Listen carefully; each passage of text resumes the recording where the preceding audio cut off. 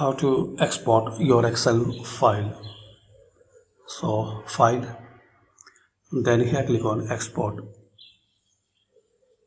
To export, you can create PDF or XPS.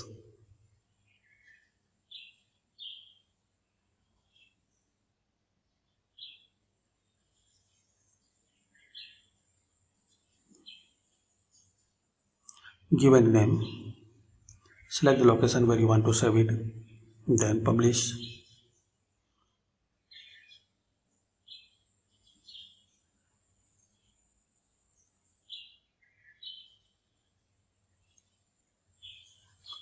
So this is the way you can convert your Excel into PDF and you can export your Excel file as a PDF. Another way you can export as a XPS